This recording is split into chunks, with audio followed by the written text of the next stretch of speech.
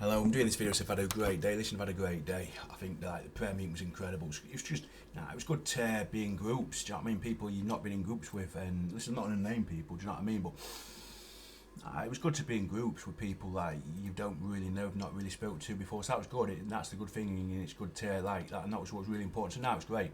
So yeah, it was great tonight, like I say. So yeah, I've had a great day, like I said. In general, thought it was good.